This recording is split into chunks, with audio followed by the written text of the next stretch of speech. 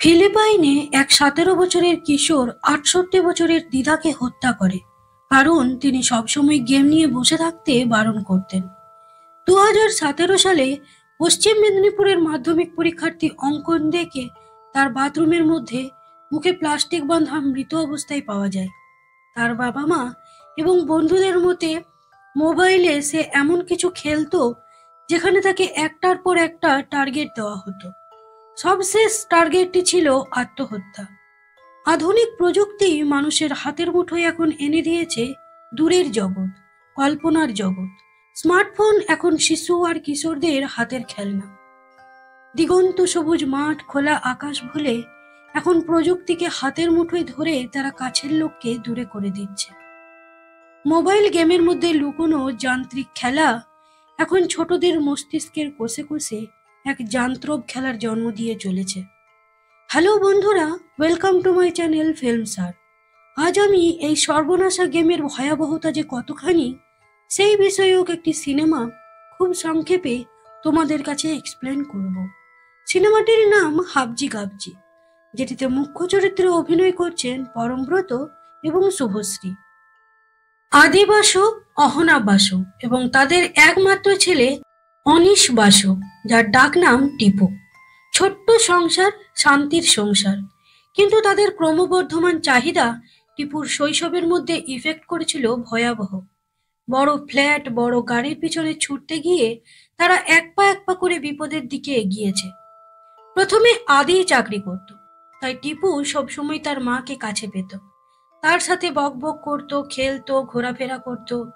কিন্তু অহনারও চাকরি চাই, আরও টাকা চাই, তাই বাড়িতে কাজের লোকের হাতে ওই 3-4 বছরের ছেলেকে ছেড়ে দিয়ে দুজনেই কাজে বেরিয়ে যেত।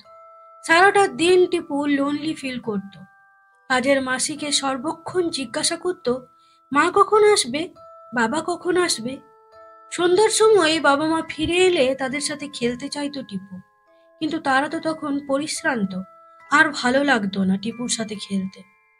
আদি তখন তার মোবাইলে stand bye baby seater game download করে দিয়ে টিপুকে সেটাই বসে বসে খেলতে বলল।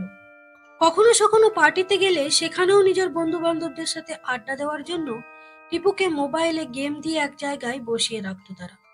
এবার টিপুর জন্মদিনে তাকে একটা মোবাইল গিফট করলো, যাতে নিজের মতো করে সে খেলতে পারে। একদিন স্কুলে তার বন্ধুরা টিপুকে বলল, এই অনিশ, তুই এই গেমটা খেলেছিস, এটা কিন্তু দারুণ। বাড়িতে ফিরে টিপু এই গেমের ব্যাপারে তার বাবাকে বললে আদি সে গেমটাই ডাউনলোড করে দিল।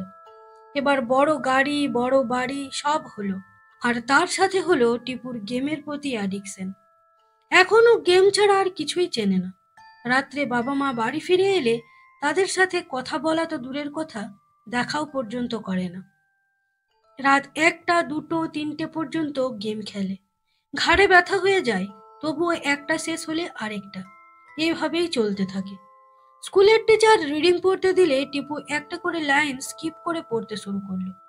আদি এবং অহনা জানতে পারলে ওকে একটা চোখের ডাক্তারের কাছে নিয়ে গেল। সেখানেও বসে টিপু গেম খেলছে। ডক্টর অহনাকে বললেন, অতিরিক্ত গেম খেলার জন্য ওর এমনটা হচ্ছে, যেটা ও এখনো করছে।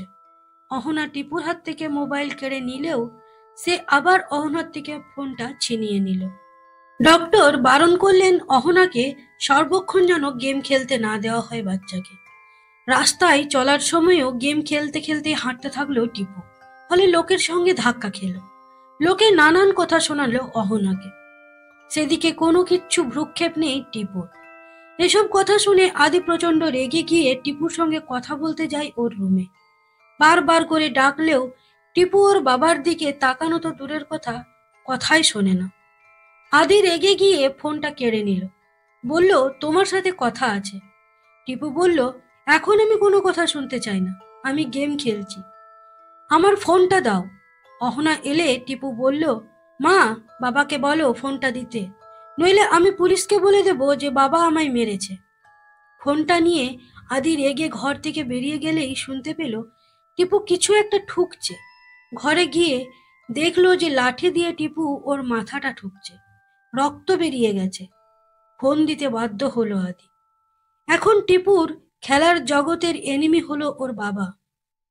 সারা রাত ধরে গেম খেলে সকালবেলায় স্কুল গেলে টিচার দেখলেন যে অর্ধেক বাচ্চা ঢুলছে ঘুম সঠিক না হওয়ার জন্য। এবার টিচারও এখন টিপুর গেমের একজন এনিমি। সন্ধ্যায় বাড়ি ফিরে অহনা আর আদি নিউজে দেখলো যে এই গেমের চক্করেই একটি ছেলে তার বাড়ির 7 জন লোককে মেরে ফেলেছে। শুনে দুজনেই শকড। অহনা উঠে গিয়ে টিপুর রুমে গিয়ে দেখলো ও যথারীতি গেম খেলছে। মোবাইলটা কেড়ে নিয়ে বইয়ের ব্যাগটা নিয়ে এসে বলল, আমি ইংলিশের বই থেকে একটা র্যান্ডাম কোয়েশ্চেন করব, তুমি লিখো। প্রথম প্রথম না শুনলেও অহনা ধমক দেয়াতে লিখতে বসলো টিপু। টিপুর লেখা দেখে অহনা তো অবাক, লেখাটা কেমন বেঁকে গিয়েছে, একটা লাইনও সোজা নেই। অহনা বলল, এরকম করে লিখছো কেন? টিপু বলল, আমি এরকমই লিখি। বাকি খাতাগুলো বের করে অহনা দেখলো প্রতিটি খাতায় একই রকমের লেখা। প্রতিটি খাতাতেই লেখা বাঁকা হয়ে গেছে আর লাল কালিতে ভর্তি। অহনা স্কুল ডায়েরি বের করে দেখলো সেখানে প্যারেন্ট টিচার কল রয়েছে। অহনা বলল, টিপু তুমি তো আমাদের এটা দেখাওনি। টিপু বলল, তোমরা জিজ্ঞাসা করেছো? তোমরা জানতে চেয়েছো কোনোদিন? এবার অহনা গেল টিপুর স্কুলে। ক্লাস টিচারের সাথে কথা বললে তিনি বললেন, এখন ও একদমই পড়াশুনো করে না। এই দেখুন, কয়েক মাস আগের ওর হাতের লেখা কি সুন্দর ছিল, কিন্তু এখন যতদিন যাচ্ছে ওর হাতের লেখাগুলো বেঁকে যাচ্ছে। আপনারা ওর দিকে একটু মনোযোগ দিন। স্কুল থেকে ফিরে এসে এই কথাগুলো বলে ফোনটা কেড়ে নিতে গেলে ঘরের জিনিসপত্র তছনছ করতে শুরু করলো টিপু। এমনকি টিভিটাও ভেঙে ফেললো। ফোন করে অহনা আদিকে জানালে আদি এলো বাড়িতে। টিপুর রুমে গিয়ে ওর হাত থেকে ফোনটা নিয়ে নিলে টিপু প্রচন্ড অ্যাগ্রেসিভ হয়ে গেল। ওর বাবাকে ধাক্কা দিয়ে মার মূর্তি হয়ে বলল, তুমি আমার ফোনটা ফেললে কেন? ধরে রাখা যাচ্ছিল না টিপুকে, ছটপট করছিল। এবার আদি এবং অহনা টিপুকে একজন সাইকিয়াট্রিস্টের কাছে নিয়ে গেল। অহনা ডক্টরকে বলল যে টিপু কারোর কথা শুনছে না, ভীষণ অ্যাগ্রেসিভ হয়ে আছে, গেম খেলতে না দিলে ভাঙচুর করছে, রিডিং করতে গেলে লাইন স্কিপ করছে। সাইকিয়াট্রিস্ট বললেন, আসলে গেমিং করতে গেলে মাইন্ড এটা এত ফাস্ট রিয়াক্ট করে যে কোনো এক জায়গায় ফোকাস করা সম্ভব হয়ে ওঠে না। ফোনটা এখন ওর কাছ থেকে নিতে যাবেন না। আসলে বিহেভিয়ারিয়াল অ্যাডিকশন তো, তারপর আবার টলারেন্স লেভেলও বেড়ে গেছে। এই সময় ফোনটা নিতে গেলে ও খুব ভায়োলেন্ট অ্যাগ্রেসিভ একটা উইথড্রল করবে। এই সময় ভুলিয়ে ভালিয়ে যতটুকু কাজ হবে সেটাই এনাফ, মাথা গরম করবেন না আপনারা। আদি বলল, যদি গেমটা খেলতে না দিই তাহলে ঠিক কি হতে পারে? ডক্টর বললেন, সাউথ ইন্ডিয়ার একটা ছেলে তার বাবাকে খুন করেছে গেমিং করতে দেয়নি বলে। বুঝিয়ে সুঝিয়ে আস্তে আস্তে ওকে সরিয়ে আনতে হবে। বাইরে বেড়াতে নিয়ে যান, সম্ভবত কোনো পাহাড়ে, যেখানে ওয়াইফাই বা কোনো ইন্টারনেট কানেকশন থাকবে না। হাতে ফোন থাকলেও ও গেম খেলতে পারবে না। দেখুন না চেষ্টা করে অ্যাডভেঞ্চার দিয়ে যদি ওর মনোযোগটাকে গেমের থেকে সরানো যায়। আদি এবং অহনা গেল সিকিমের একটা পাহাড়ি গ্রামে, নাম তুরুক। দুর্দান্ত প্রাকৃতিক সৌন্দর্য, কিন্তু ওসব দিকে টিপুর কোনো মনোযোগই নেই। ও মোবাইলে নেটওয়ার্ক পাচ্ছে না বলে সেই নিয়ে বিরক্ত। গাড়িতে থাকেই ও হ্যালুসিনেট করছে যে ওদের গাড়িকে ফলো করছে একদল এনিমি, তাড়া করছে। নিজের হাতকে বন্দুক বানিয়ে ও একে একে ওদের সবাইকে মেরে ফেলল। এবার ওরা একটা হোমস্টেতে গিয়ে পৌঁছলো। সেখানে হোমস্টের 2জন কর্মচারী ওদেরকে ওয়েলকাম করতে এলো। এবার হোমস্টের রেজিস্টারে তাদের নাম পরিচয় এন্ট্রি করার সময় আদি দেখলো যে সেখানে দেওয়ালে একটা বন্দুক টাঙানো রয়েছে। আদি বলল, আপনি কি শিকার টিকার করেন নাকি? লোকটি বলল, না না, ওটা আমার দাদুর আমলের ট্রিঙ্কলক পিস্তল বলে এটাকে। এটা টিপু সুলতানের জামানার বন্দুক। টিপুকে দেখে সেটা দেখালো আদি। টিপুর সেদিকের কোনো খেয়ালই নেই, উল্টে ও লোকটাকে জিজ্ঞেস করলো, ওয়াইফাই এর পাসওয়ার্ড? লোকটা বলল, এখানে কোনো ওয়াইফাই নেই। রেগে গিয়ে টিপু বাগানে গিয়ে ইন্টারনেট খুঁজতে লাগলো। কোথাও পাওয়া যাচ্ছে না দেখে ওর বাবা মাকে ফিরে এসে বলল, তোমরা জানতে না এখানে নেটওয়ার্ক নেই, তাই আমাকে এখানে নিয়ে এসেছো? আদি বলল, কই, আমরা তো জানতাম না। টিপু বলল, আমাকে এক্ষুনি বাড়ি নিয়ে চলো। টিপুর মাইন্ডে কিন্তু গেম চলছে, সমস্ত বন্দুকধারী এনিমেদের ও দেখতে পাচ্ছে, কিন্তু ওর হাতে বন্দুক নেই, কারণ মোবাইলে ইন্টারনেট নেই। তাই লুকিয়ে লুকিয়ে বেড়াচ্ছে টিপু, নইলে এনিমিরা ওকে মেরে ফেলবে। পরদিন সকালে সাইট সিন দেখতে বেরোনোর সময় টিপু দেখলো সেখানে একজন সবজি দিতে এসেছে। তার কাছে গিয়ে জিজ্ঞেস করলো এখানে নেটওয়ার্ক কোথায় পাওয়া যায়। লোকটি বলল এখান থেকে একটু নিচে একটি ছোট্ট মার্কেট আছে, ওখানে নেটওয়ার্ক পাওয়া যায়। গাড়ি একটু নিচে নেমে গেলে টিপু বাথরুম যাবার নাম করে সেই জায়গাটায় গিয়ে গেম খেলতে শুরু করে দিল। এখানে খুব ভালো মোমো পাওয়া যায়। আদি এবং অহনা একটা রেস্টুরেন্টে মোমোর অর্ডার দিয়ে দেখলো যে টিপু এখনো আসছে না। রেস্টুরেন্ট থেকে বেরিয়ে এদিক ওদিক দেখতেই আদি দেখলো যে টিপু গেম খেলতে বসে গেছে। অনেক বোঝানোর পরও ওকে কিচ্ছু খাওয়ানো গেল না। তখন আদি আবার রেগে গিয়ে ফোনটা ওর হাত থেকে কেড়ে নিল। অহনাকে টেনে নিয়ে গেল রেস্টুরেন্টের ভিতরে, বলল খিদে পেলে ও আপনা আপনি আসবে। কিন্তু মার মন। অহনা ফিরে এসে দেখলো টিপু কোথাও নেই। প্রচন্ড ভয় পেয়ে ওরা টিপুকে খুঁজতে খুঁজতে দেখলো একটা খাদের ধারে টিপু বসে আছে। ওরা দৌড়ে সেখানে গিয়ে টিপুকে জড়িয়ে ধরে কাঁদতে শুরু করলো। টিপু বলল আমার শরীরটা ভালো লাগছে না, আমার বাড়ি নিয়ে চলো। কেমন পাগলের মতো করছে টিপু। দিন ওরা বাড়ি ফিরে এলো। 6-7 ঘন্টা একসাথে গেম খেলতে গিয়ে অজ্ঞান হয়ে গেল টিপু। তাড়াতাড়ি তাকে হসপিটালে ভর্তি করা হলো। এসব শুনে ডক্টর বললেন ওকে অবজারভেশনে রাখতে হবে। সমস্ত টেস্টগুলো করে কাল সকালে রিপোর্ট এলে আপনাদের জানাবো। অহনা কাঁদতে কাঁদতে আদিকে বলল আমাদের জন্যই আজ আমাদের ছেলেদের এই অবস্থা হলো। বড় গাড়ি, বড় বাড়ি, আর এখন দেখ সবচেয়ে বড় হলো বিপদ। এখন আমরা কি করব? ঠিক সেই সময় একটা ফোন এলে অহনা সেটিকে দেখে খুব আতঙ্কিত হয়ে গেল। আর ফোনটা আদিকে দেখালে আদি বলল তুলিস না, সুইচ অফ করে দে। পরদিন সকালে ডক্টরের সাথে কথা বলতে বলতে আদির ফোনে 1000টা মেসেজ এলে অহনা রেগে গিয়ে আদির ফোনটা ছুঁড়ে ফেলে দিল। বলল এই ফোনটাই হচ্ছে আমাদের কাল। টিপুর সিটি স্ক্যান করে ডক্টর বললেন মাথার একটা জায়গা অনিসের শ্রিঙ্ক হয়ে যাচ্ছে। তার সাথে মনে হয় ওর অ্যাংজাইটিও ছিল, ওভারস্ট্রেসও ছিল। আপাতত ওকে কনজারভেটিভে রাখতে হবে। একজন সিকিম পুলিশ লালবাজারের একজন পুলিশ অফিসারকে নিয়ে হসপিটালে এসে অহনার ফোন নাম্বার দিয়ে অহনা আর আদির খোঁজ করলো। রিসেপশনিস্ট বললেন সেকেন্ড ফ্লোরে গিয়ে অহনা আর আদিত্যের সাথে দেখা করলো। কিন্তু কেন জানি না অহনা পুলিশ দেখে প্রচন্ড ভয় পেয়ে আছে। আদিকে একটু আলাদা নিয়ে গিয়ে অফিসার জিজ্ঞেস করলো আপনি কি করেন? আদি বলল আমি একজন ইনভেস্টমেন্ট ব্যাংকার। কি হয়েছে আমাকে একটু বলবেন? ওদিকে ওখানে অহনা একা না থাকতে পেরে আদির কাছে চলে এলো।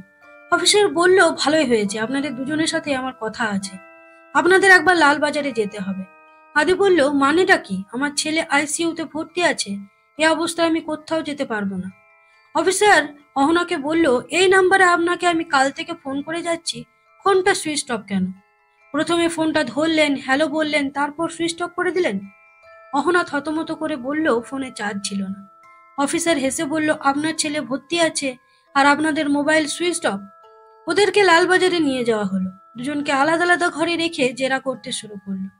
জেরাতে আদি বলল তুরুকে প্রচন্ড ঠান্ডা ছিল, তাই আমার ছেলে ঠান্ডা লেগে যায়, আরও অসুস্থ হয়ে পড়ে, তাই আমরা চলে আসি।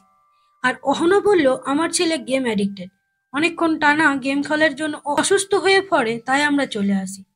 যাবার দিনটা পর্যন্ত ওরা একরকম বলতে পারলো না। কেমন যেন রহস্যজনক লাগছে দুজনের কথাবার্তা। অফিসার ওদের জানায় যে সেই হোমস্টের দুজন কর্মচারী খুন হয়েছে। ওদের দুজনের হাতেই রয়েছে চোটের দাগ। অহনা আর আদি বলল ফরেস্টে ঘুরতে গিয়ে এই চোটটা লেগেছে। এবার এইভাবে দুজনের কথাবার্তায় অসংলগ্নতা পেয়ে অফিসার সিদ্ধান্ত নেয় যে টিপুর সাথেই কথা বলতে হবে। ডক্টরের কাছে গিয়ে অফিসার বলল যে জ্ঞান ফিরলে সবচেয়ে প্রথমে তাদেরকে যেন খবর দেওয়া হয়। জ্ঞান ফিরলে ডক্টর টিপুকে জেনারেল বেডে ট্রান্সফার করলেন। তারপর লালবাজারের দুজন অফিসার টিপুর সাথে কথা বলতে এলো। অফিসার বলল তোমার বাবা মা দুজনেই প্রবলেমে আছে। তোমার বাবা বলছে আমি খুন করেছি, তোমার মা বলছে আমি। এবার বলো তো টিপু, ওই আঙ্কেল আর আন্টিকে কে মারলো? সত্যিটা কি? টিপু বলল একদম ভালো লাগছিল না আমার ওখানে, সেখানে কোনো নেটওয়ার্ক ছিল না, আমার দম বন্ধ হয়ে আসছিল। বাগানে বসে আছি, হঠাৎ দেখি এয়ার স্ট্রাইক হচ্ছে। আমার মনে হলো আমার এনিমিরা আমাকে ঘিরে ধরেছে, চারদিক থেকে অ্যাটাক করতে আসছে, কিন্তু আমি কে দিয়ে ফাইট করব? তাই ভিতরে ছুটে গিয়ে আঙ্কেলের সেই পিস্তলটা নিয়ে আসি এনিমিদের মারার জন্য, এবং মেরেও ফেলাম পরপর দুটো গুলি চালিয়ে। কিন্তু দুটি গুলির পর আর বন্দুক চলল না। তখন আমার বাবা চলে এলো।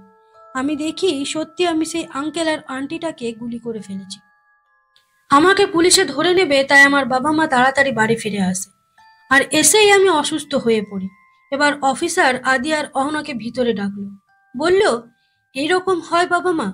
ব্যাট বল ছাড়িয়ে বাচ্চার হাতে মোবাইল গেম দিয়ে দিলেন, যার জন্য দুজন নির্দোষ মানুষের মৃত্যু হয়ে গেল।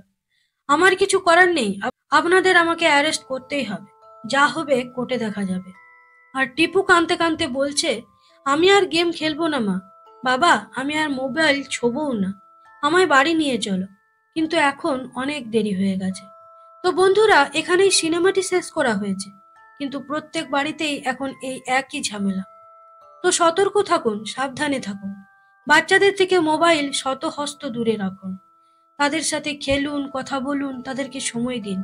তবেই একজন বাচ্চা একটা সুস্থ জীবন পাবে, আর তাদের মা বাবা পাবে শান্তি স্বস্তির জীবন।